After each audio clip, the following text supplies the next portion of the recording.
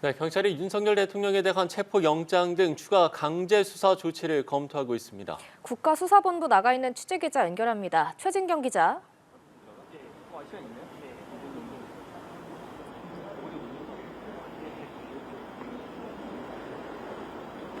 네, 국가수사본부 특별수사단은 윤석열 대통령을 겨냥한 강제 수사를 추가로 검토하고 있습니다. 국수본 관계자는 오전 브리핑에서 윤 대통령에 대한 체포영장을 신청했거나 신청을 검토하고 있는지에 대해 내부적으로 검토하고 있다고 말했습니다. 또 한남동 대통령 관저를 압수수색하는 방안과 통신내역 압수수색 영장을 발부하는 방안도 검토하고 있고 대통령실 추가 압수수색과 계엄 전후 회동이 이뤄졌던 대통령 안가에 대한 압수수색도 고려하고 있습니다.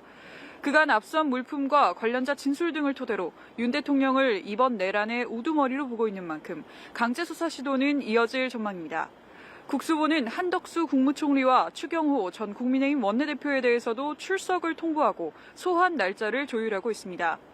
경찰은 오늘 계엄 당일 과천 중앙선관위에 경력을 배치한 경기 남부경찰청에 대한 압수수색을 실시해 청장 집무실과 경비과장 사무실 등 3군데의 PC와 업무 자료 등을 확보했습니다.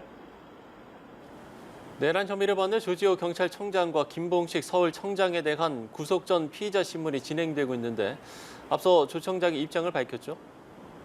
네, 조지호 경찰청장과 김봉식 서울경찰청장에 대한 구속 전 피의자 신문은 오후 3시부터 진행됐습니다. 오후 2시 반쯤 법원의 모습을 드러낸 조 청장은 취재진의 질문에 아무 말 없이 들어갔습니다. 조 청장은 앞서 변호인을 통해 입장을 밝힌 바 있는데요. 윤 대통령 지시에 대해 최소 3차례 항명했다면서 계엄 전 안가 회동에서 하달받은 A4 용지를 찢어버렸고 정치인 등에 대한 위치 추적 요청에 응하지 않았다고 했습니다. 또 국회의원을 포함한 출입 통제 지시에도 월담은 막지 말라고 부하들에게 지시했다고 주장했는데요. 윤 대통령이 국회의원 체포를 지시하는 전화를 6차례 걸어왔지만 불법 지휘로 판단해 모두 거부했다고도 덧붙였습니다. 김 서울청장은 앞서 예고한 대로 심사 출석을 포기했습니다. 이들의 구속 여부는 이르면 오늘 밤 나올 걸로 보입니다. 한편 국수본은 압수수색을 통해 조 청장이 계엄 당일 윤석열 대통령과 통화할 때 쓴 비화폰을 추가로 확보했습니다. 국수본은 또 조 청장이 안가 회동에서 윤석열 대통령으로부터 받은 계엄 문건을 찢었다고 진술한 부분은 증거인멸 행위로 보고 있습니다. 지금까지 경찰청 국가수사본부 앞에서 연합뉴스TV 최진경입니다.